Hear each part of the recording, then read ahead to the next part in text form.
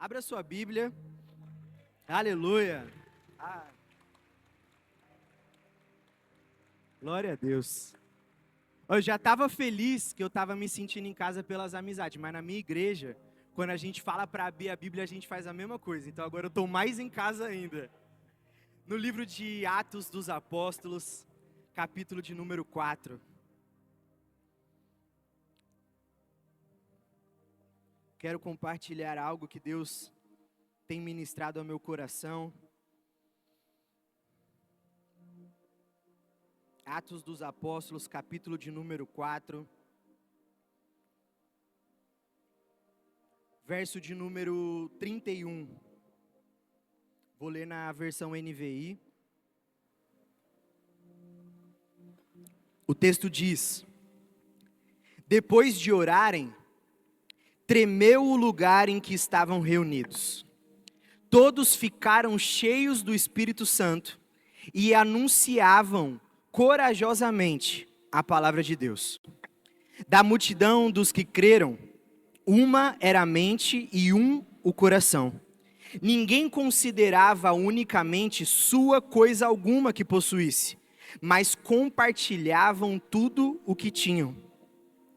Com grande poder, os apóstolos continuavam a testemunhar da ressurreição do Senhor Jesus, e a grandiosa graça estava sobre todos eles. Não havia pessoas necessitadas entre eles, pois todos os que possuíam terras ou casas as vendiam, traziam o dinheiro da venda e a colocavam aos pés dos apóstolos, que os distribuía segundo a necessidade de cada um. José, um levita de Chipre, a quem os apóstolos deram o nome de Barnabé, que significa encorajador, vendeu um campo que possuía, trouxe o dinheiro e colocou aos pés dos apóstolos. Pode deixar sua Bíblia aberta, nós vamos continuar o texto.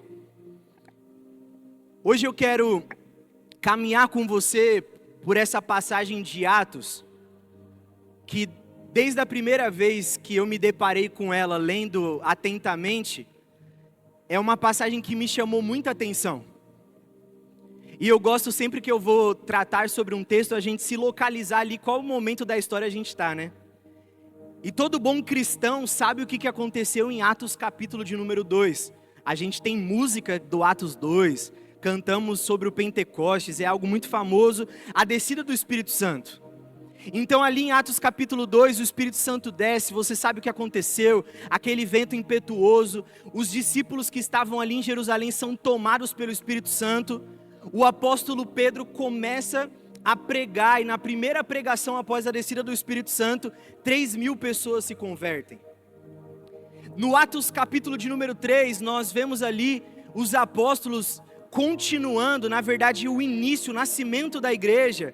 Nós vemos a cura de um homem coxo na entrada da Porta Formosa. Nós vemos os milagres e as maravilhas começando a se manifestar. Em Atos capítulo de número 4, nós vemos que os apóstolos estão pregando com ousadia e começa o primeiro sinal de perseguição. Eles estão pregando no pórtico do templo, e eles são presos, são levados ao sinédrio, acontece um julgamento, e eles são soltos, voltam para a igreja, começam a orar, eles fazem uma oração, pedindo a Deus ousadia. E o texto que a gente começou a ler aqui, fala assim, que depois que eles oraram, aquele lugar tremeu, e foi cheio do Espírito Santo. E os apóstolos continuavam com coragem, anunciando aquela palavra da ressurreição de Cristo Jesus. E as pessoas continuavam a ser cheias do Espírito Santo. Sabe, a primeira coisa que eu quero chamar a atenção de vocês essa noite, relembrando esse início da igreja, é ver o quão poderoso era isso. Uma pregação que convertia 3.000 pessoas, milagres acontecendo, eles dando testemunho. Querido, vamos ser sinceros, quando teve uma vez que a gente orou, e o lugar que a gente estava orando, quando terminou a oração, tremeu? Já aconteceu isso, comigo nunca aconteceu. Se acontece aqui, irmão, eu vou comprar uma casa e vou vir morar aqui na cidade de vocês. A gente ouve talvez ali histórias de quando Pelo menos meus pais contam de quando eles iam no monte, vinham alguns sinais. Mas a gente vê uma maravilha do evangelho na Bíblia acontecendo, que brilha os olhos você vê isso. E eu gosto muito do ensino, eu gosto muito da palavra, eu gosto muito da pregação. E sabe o que é interessante? Quando você olha para esse texto, sabe o que estava sendo pregado para 3.000 pessoas se converterem? Qual que era a pregação que fazia um coxo andar, que fazia sinais, maravilhas? Qual que era a oração e a pregação que fazia o lugar ser cheio do Espírito Santo a ponto de tremer? A mensagem da cruz. O texto diz, e os apóstolos continuavam a anunciar a ressurreição de Cristo Jesus. E toda vez que eu passo por esse texto, eu sondo meu coração, como pastor, como líder, como cristão, porque nós vivemos num tempo que nós estamos buscando um evangelho que impressione, um evangelho que converta, um evangelho que causa algum impacto. Porque talvez quando a gente termina de orar, os ambientes não estão mais tremendo. Talvez quando a gente termina de pregar, as pessoas não estão mais se convertendo. E aí a gente precisa de uma iluminação boa, a gente precisa de um painel de LED, a gente precisa de uma igreja climatizada, nós precisamos de uma conferência com um cantor famoso, nós precisamos de um anúncio diferente no Instagram. E eu estou falando tudo isso, querido, porque a minha igreja faz isso, não é uma crítica. A minha igreja tem painel de LED, a gente tem iluminação, a gente pagou caro no ar-condicionado, e eu profetizo que em nome de Jesus vai ter um ar-condicionado aqui nessa igreja. A gente está querendo trocar nossas cadeiras para ter um lugar melhor, a gente convida pastor para ir lá. Mas cara, quando foi que a mensagem da cruz parou de ser suficiente para o Espírito se manifestar em nosso meio? Quando foi? Porque sabe o que Paulo estava pregando? O que Pedro estava pregando em Atos capítulo número 2? Ele estava pregando o evangelho simples e puro. Ele estava olhando e falando assim, ei, Jesus Cristo, um homem nascido em Belém, criado como um galileu, que nasceu ali na região em volta do mar da Galileia. Este homem que ninguém dava nada, ele morreu e ressuscitou. E hoje não há mais condenação para aqueles que creem nesse nome. Vocês não têm mais dívidas, vocês não têm mais pecados para serem perdoados, porque Ele cravou isso no madeiro. Olha que impressionante. Essa mensagem já não gera mais nada em nós. O que eu acabei de falar para vocês, fez 3.000 pessoas se entregarem. E não eram 3.000 pessoas que não conheciam nada, eram 3.000 de judeus que estavam lá em Jerusalém para levar uma oferta para o templo e que entendiam muito bem o que estava sendo pregado. Ei, querido, a única e suficiente mensagem que nós precisamos que ela precisa estar cravada nos nossos corações todos os dias, é a mensagem que não há mais condenação para aqueles que estão em Cristo Jesus. Ei, não há mais condenação sobre a sua vida, não existe mais um peso de pecado sobre você, não há mais nada que Satanás possa trazer como peso de acusação sobre você, porque Cristo Jesus, o teu Salvador, entregou a vida por você. Essa é a mensagem do Evangelho. E é essa mensagem que nós precisamos cativar todos os dias na nossa vida, na nossa existência. É essa mensagem que precisa levantar aqueles que estão acamados. É essa mensagem que precisa trazer cura aos corações. É essa mensagem que precisa provocar a manifestação do Espírito Santo de Deus. Mas esse texto, ele tem algo muito curioso. Porque qual que é a mensagem a mensagem do Evangelho é a graça.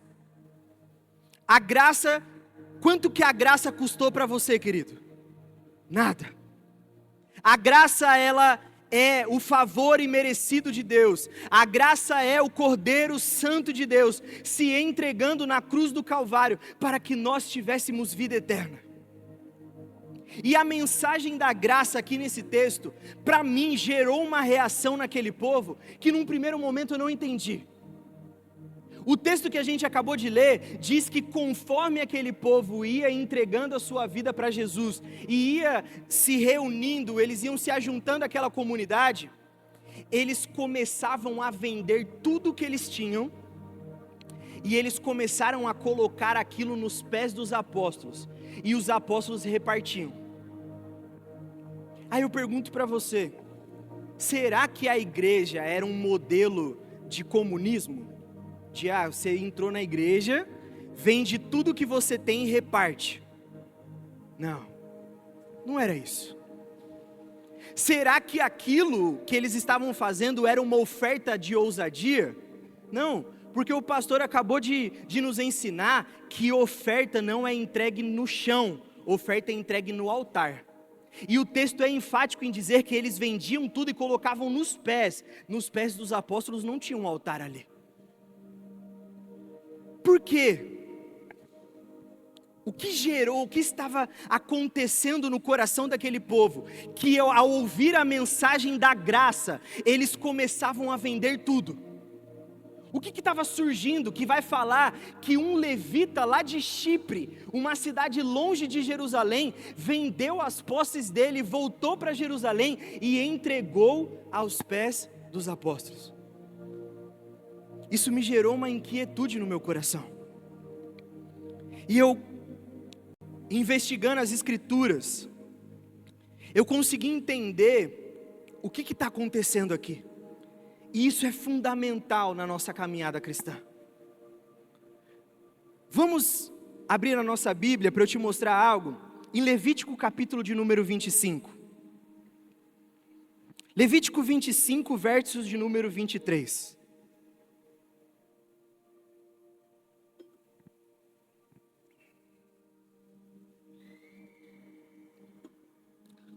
Levítico 25, 23, a palavra de Deus diz: a terra não poderá ser vendida definitivamente, porque ela é minha, e vocês são apenas estrangeiros e imigrantes.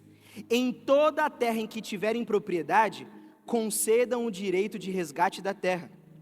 Se alguém de seu povo empobrecer e vender parte da sua propriedade, seu parente mais próximo virá, resgatará aquilo que o seu compatriota vendeu. Se, contudo, um homem não tiver quem lhe resgate a terra, mas ele mesmo prosperar e adquirir recursos, poderá resgatá-la. Deixa eu explicar o que está acontecendo aqui em Levítico 25. Deus está dando para o povo as leis a respeito da terra. Em Levítico 25 está todo mundo lá no deserto ainda, e o povo está prestes a entrar na terra prometida. E aí Deus está falando, quando vocês entrarem na terra da promessa, Canaã, vocês vão ter que seguir essas leis. Lá no começo do capítulo 25 ele fala, vocês vão plantar durante 6 anos, no 7º ano a terra vai descansar, não colham as bordas da terra, porque isso tem que ser deixado para os estrangeiros. Ele vai dando uma série de leis. E olha que interessante que ele fala.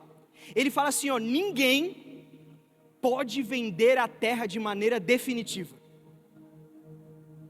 Será então que quando Jesus vem e o povo entende o evangelho, a primeira reação de um judeu é quebrar um mandamento?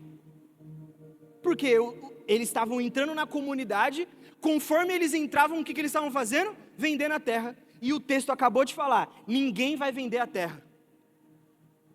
E o mais curioso depois disso, que Deus fala assim, ninguém vai vender a terra, porque ela é minha, a terra não pertence a vocês.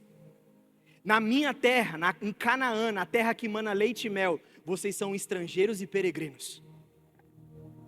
Ninguém pode vender a terra definitivamente. Lucas, o que está acontecendo aqui? O que esse texto está falando? Por que o povo vendeu a terra? Por que estava levando para os pés dos apóstolos? E aqui entra algo muito importante sobre a história, o plano da redenção, sobre como Cristo estava se revelando para aquele povo. Para aquelas pessoas, a terra era o penhor da promessa. A terra era o sinal de uma promessa que Deus tinha dado a Abraão, que através de Israel, todas as famílias da terra seriam benditas, e que aquela nação seria grande, aquela nação se multiplicaria, e eles seriam a luz de Deus para os povos. E a garantia desse contrato era a terra. Deus falou: eu vou dar a terra a vocês, vocês vão cuidar da terra, até que eu manifeste de maneira completa o meu reino, e vocês sejam a minha luz para as nações. Até isso, vocês não podem vender a terra, porque ela é minha, vocês só são estrangeiros. E aí quando o povo entra na terra, eles dividem para cada tribo um pedaço: Manassés, Efraim, José, Benjamim, Issacar, cada tribo recebe uma parte. E como que aquilo era passado de geração em geração? A Bíblia é um livro geracional. Se eu era um homem da tribo de Benjamim, a minha herança era a minha terra. Aquela terra dava nome à minha família, aquele lugar dava nome à minha tribo, e eu passava aquilo para o meu filho, dizendo: filho, essa terra é o símbolo de uma promessa, de que o Redentor virá e governará sobre toda Israel, e nós seremos a luz do mundo.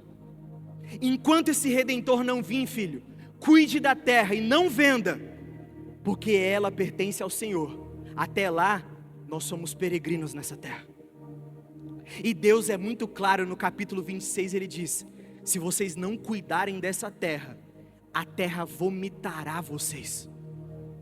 Se vocês não derem descanso à terra, se vocês não cuidarem do penhor, se vocês não cuidarem desse contrato que eu estou dando, a terra vai vomitar vocês. E é por isso que Israel é exilado lá na Babilônia.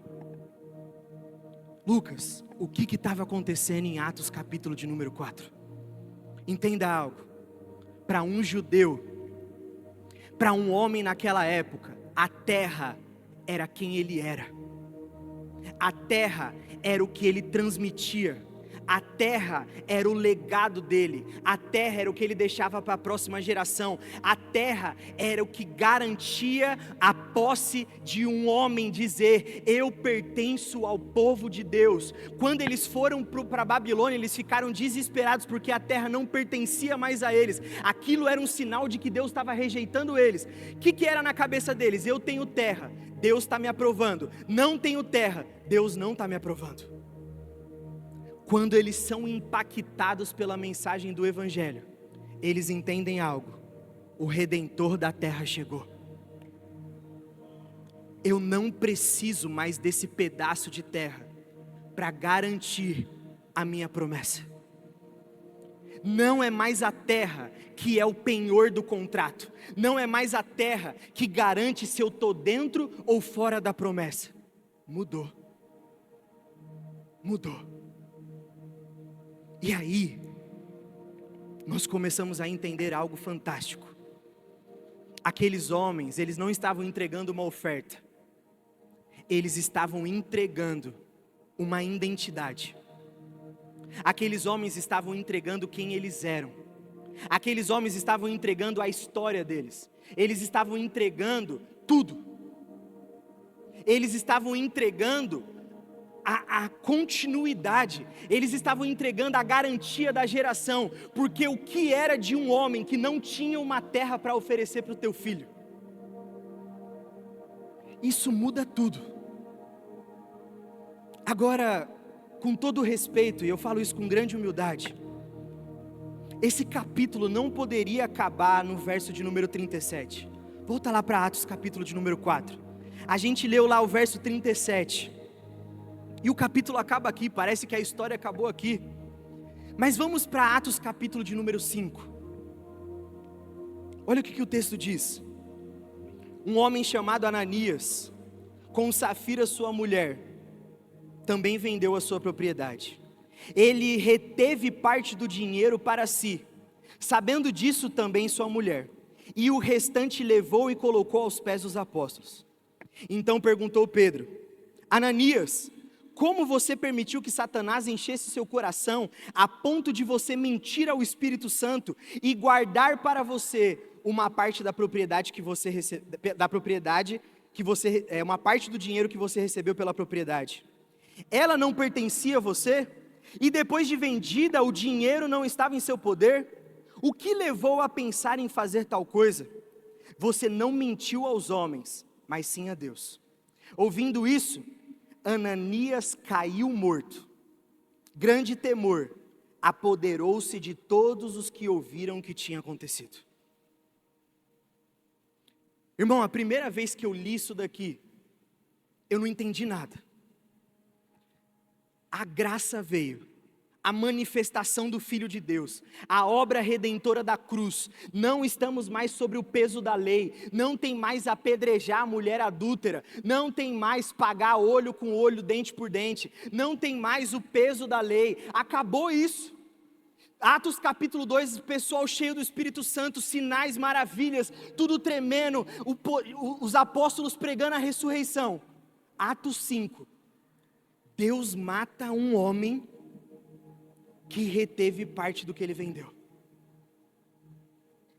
Isso faz sentido para o Evangelho da Graça? Faz sentido a graça matar um homem que reteve parte de uma propriedade? O texto aqui está tratando de algo muito importante. A graça, querido, ela não te custa nada. Caminhar, entrar no ambiente de redenção espiritual não te custa nada. Jesus pagou um preço, Jesus entregou, Jesus morreu na cruz do Calvário. Não há mais condenação sobre a sua vida. A graça não custa nada, até o momento em que você descobre que ela custa tudo. Até o momento que você descobre que a graça custa tudo. Ele não entregou tudo. Olha o que o texto diz no capítulo de número 4. Todo mundo entregava o todo, e ninguém tinha necessidade. Aí eu pergunto para você, você acha que na igreja de Atos não tinham mais doentes?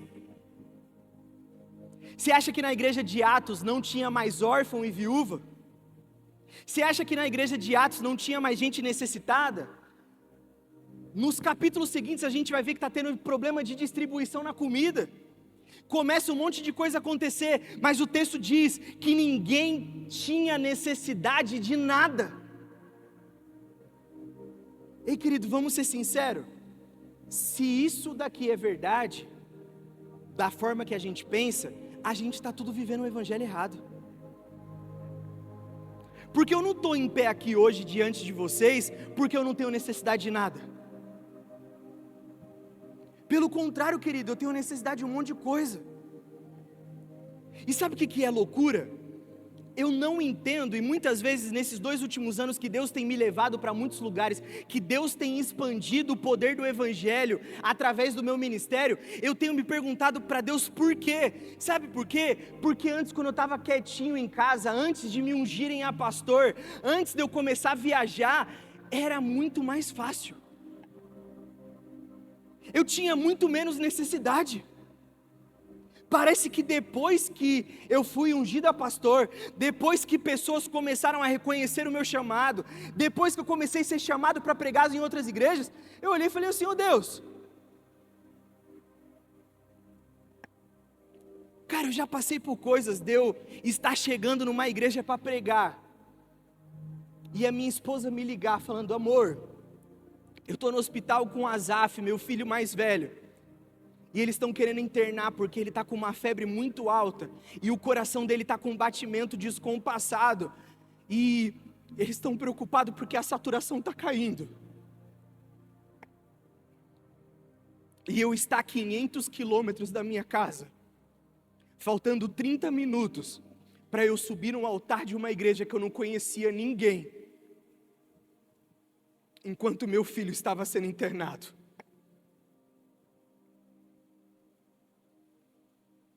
Sabe, hoje eu acordei feliz para vir para cá, para viver tudo isso. Mas era 5 horas da manhã, minha esposa começou a passar mal, a gente teve que levar ela para o hospital, ela teve que tomar soro, ela veio para cá porque a gente já tinha depois aqui uns outros compromissos passando mal. Ei, tem dias que eu continuo perdendo o sono, porque eu não sei como que eu vou pagar as minhas contas semana que vem. Ei, como assim não tem necessidade? Que igreja é essa? Se for assim, a gente está vivendo o evangelho errado. E é hipócrita o pastor que sobe num altar e prega um evangelho que promete uma vida sem necessidades. Porque esse evangelho tem pervertido o coração, porque não é o evangelho da cruz. Porque Jesus Cristo diz: aquele que quiser vir após mim, tome a sua cruz e me siga. Venha, sofra das dores que eu sofri. Ele não promete ausência de dor, ausência de doença. Ele não promete ausência de dificuldade, ausência de guerra. Pelo contrário, ele diz: vocês serão perseguidos, caluniados e sofrerão todo tipo de perseguição em meu nome. Que evangelho é esse? Quando você soma o que Ananias estava fazendo, o que aqueles homens estavam fazendo, homens que entregavam tudo e não tinham necessidade de nada, um homem que escondeu algo e morreu, você entende que o que Deus fez aqui com Ananias e Safira foi um ato de graça. Sabe por quê, querido? Porque não tem como viver o evangelho retendo uma parte da sua propriedade para si. Eu vou traduzir para você. Não tem como viver o evangelho retendo uma parte do seu trabalho para si, retendo uma parte da sua família para si, retendo uma parte dos seus filhos para si, retendo uma parte do seu dinheiro para si, retendo uma parte de algo da sua história para si. E eu não estou falando de uma igreja comunista que você tem que vender tudo, trazer aqui para a gente repartir. Não é sobre isso. É sobre entrar num nível de dependência, porque você entende que o penhor da promessa mudou. Ei, o penhor da minha promessa não é saúde. O penhor da minha promessa não é um carro zero todo ano. O penhor da minha promessa não é um relógio caro, marcas de roupas de marcas. O penhor da minha promessa não é uma conta recheada. O penhor da minha promessa não é uma promoção. O penhor da minha promessa não é uma casa bem estruturada. O penhor da minha promessa é a vida eterna em Cristo Jesus. Por isso que eu continuo, querido. E sabe o que acontece nisso? Eu tenho dores, necessidades, angústias, perco noites de sono, mas mesmo assim, não tenho falta de coisa alguma. Porque o meu coração não está mais na minha propriedade terrena, está na minha propriedade espiritual, que está reservada com Cristo Jesus. Ei, quando Ananias e Safira retêm uma parte, sabe qual que é a mensagem que eles estão dizendo para Deus? Eu não estou disposto a viver a nova promessa em Cristo Jesus. Ei, enquanto, querido, você não abrir essa situação no seu casamento para receber cura, a mensagem que você está passando é: eu não estou disposto a viver a nova promessa em Cristo Jesus. Enquanto você não entregar o seu coração para uma jornada ministerial com Cristo Jesus, a sua mensagem é: eu não estou disposto a viver a nova promessa em Cristo Jesus.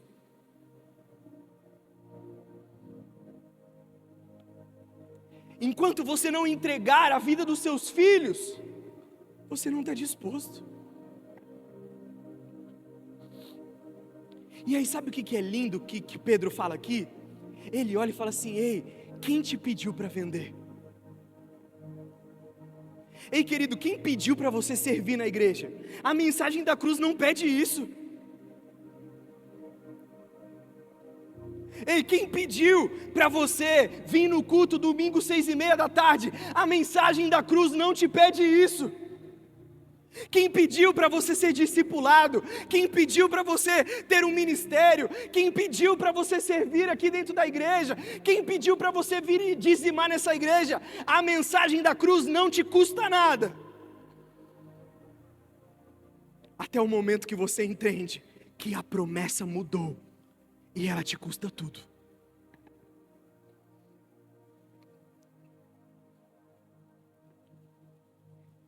E aí nós somos, talvez, confundidos por alguns termos. Na Bíblia, sacrifício, normalmente a gente fala, não, porque eu estou me sacrificando, porque eu estou entregando um sacrifício a Deus. No texto hebraico, uma das palavras para sacrifício é corban. E sabe o que significa corban? Aproximar-se. Ei, à medida que você se aproxima de Deus, você precisa deixar quem você é, as suas propriedades, as suas identidades para trás, porque não tem como se aproximar dele carregando algo que diz respeito a você.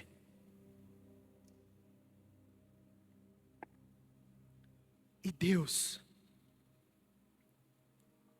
a cada passo que a gente dá nessa jornada, nós vamos abrindo mão de algo novo. Eu estou aqui, querido, hoje, porque tem uma parte da minha propriedade que eu preciso abrir mão.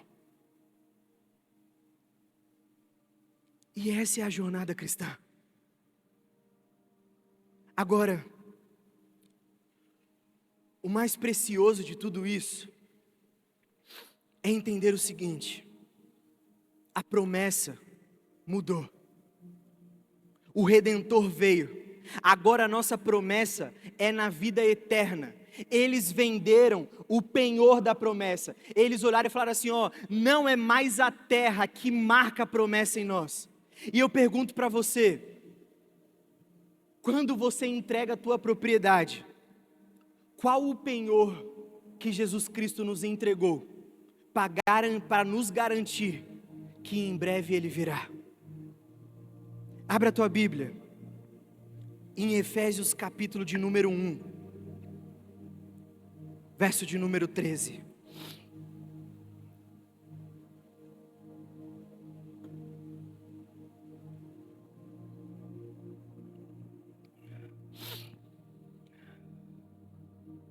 Efésios 1, 13, a palavra diz: quando vocês ouvirem e crerem na palavra da verdade, o evangelho que os salvou, vocês foram selados em Cristo com o Espírito Santo da promessa, que é a garantia.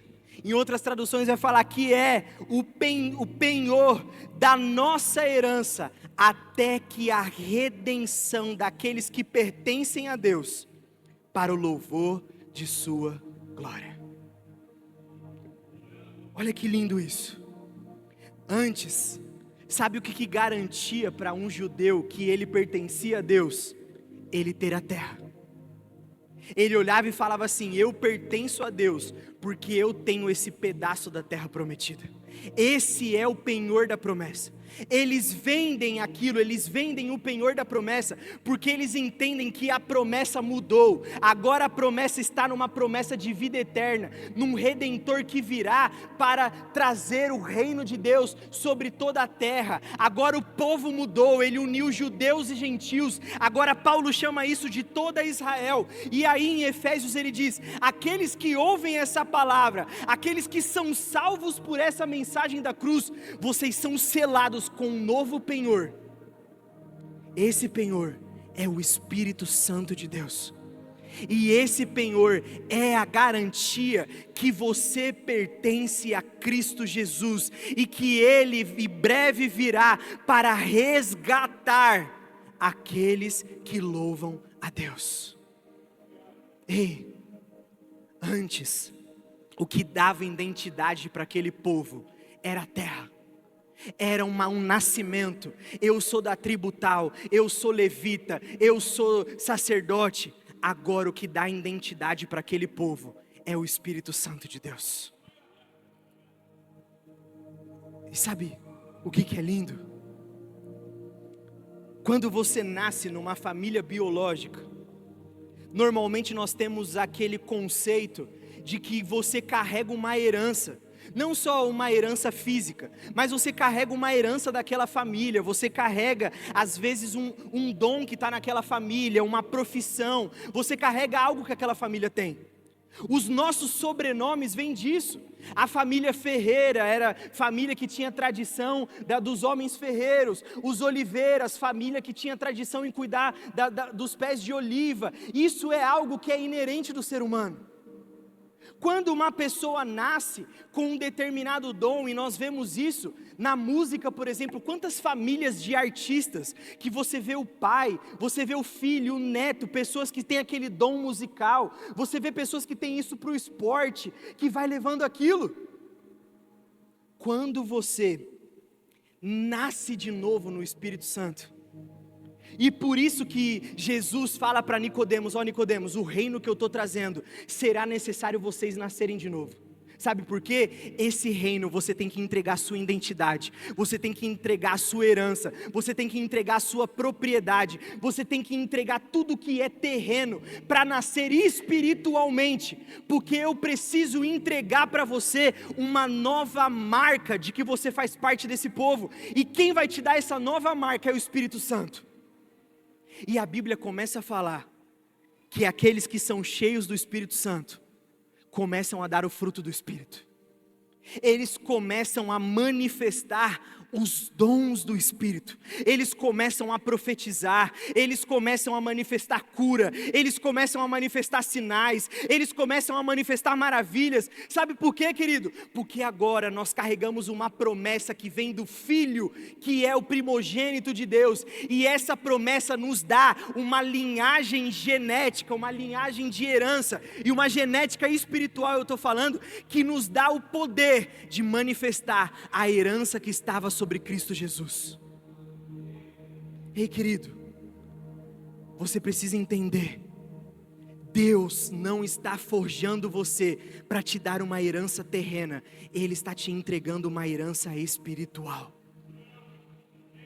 Ele está entregando para a igreja dos nossos dias uma herança espiritual, uma herança que manifesta a essência de Cristo Jesus, uma herança que faz coxo andar, uma herança que faz pessoas entregarem as vidas dela, uma herança que traz libertação, uma herança que traz renovo, uma herança que muda vidas.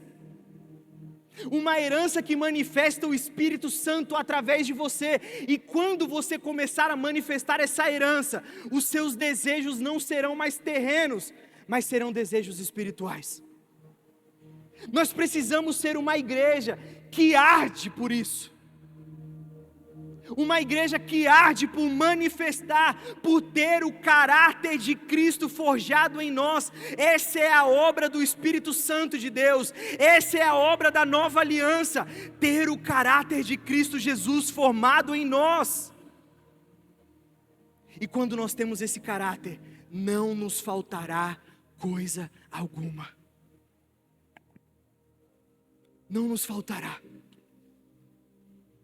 Ei, essa angústia que você está carregando no seu peito, essa ansiedade, essa necessidade de aprovação, essa necessidade de marcar uma propriedade terrena, essa necessidade de conquistar algo com a força do seu braço, esse anseio que traz você aqui todo domingo, buscando uma cura, buscando uma transformação, é porque você não entendeu ainda que Deus está entregando para você uma herança espiritual. que manifesta o caráter de Cristo em você. E não existe maior riqueza do que isso. Não existe maior riqueza do que essa. Irmão, o que eu vim te prometer aqui hoje, se é que eu posso fazer alguma coisa assim, sabe, eu não vim falar que você vai ser curado. Eu não vim falar que essa semana a sua causa na justiça vai destravar. Eu não vim falar que as suas finanças vão mudar, que vai acontecer isso, que vai ter um rebuliço, que tal coisa vai acontecer, que o extraordinário, que não. Eu vim falar para você que o Espírito Santo está te oferecendo uma herança espiritual, que a partir do momento que você mergulhar nela, você não terá necessidade de coisa alguma. É a paz de deitar a cabeça no travesseiro, sem saber como você vai pagar a conta amanhã. É a paz de ter um dia de trabalho que você está vendo os seus negócios ruir, e ir para casa com um sorriso no rosto para se assentar na mesa com a tua família. É a paz de olhar e ver o mundo da forma como a gente está vendo, com a política ruindo, ver a esquerda, a direita, a eleição, é isso, e saber que o governo da nossa vida já está decretado em Cristo Jesus. É essa paz, querido. É a paz que excede todo entendimento, porque o entendimento está baseado em coisas terrenas, mas a paz que Cristo Jesus te oferece é de uma herança espiritual. Não é a paz de um diagnóstico de cura, mas é a paz de sentar numa cadeira de quimioterapia e saber que a tua herança não está aqui.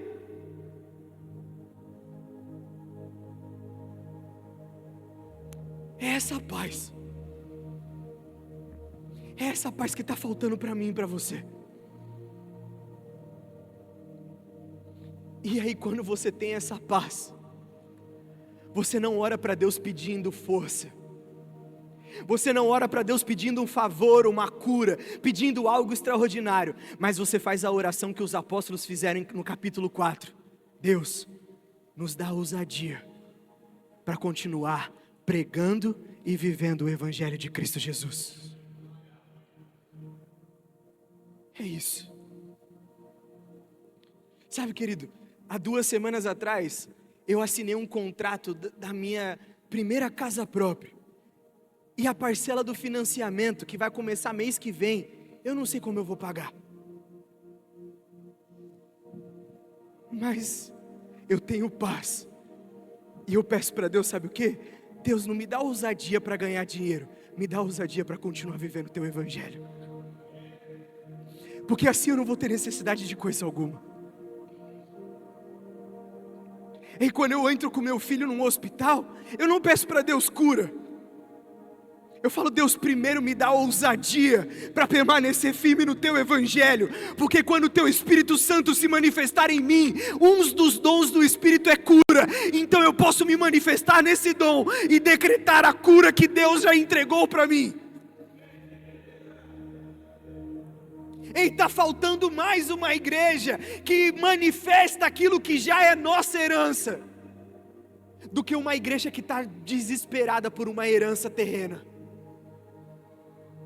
Uma igreja que quando ora, a cidade treme. E as pessoas entregam a vida para Jesus por conta de uma palavra. Jesus Cristo morreu e ressuscitou, e já não há mais condenação para aqueles que estão nele. Uma palavra de cura, manifestação de milagres, sinais e maravilhas, porque nós somos cheios do Espírito Santo de Deus.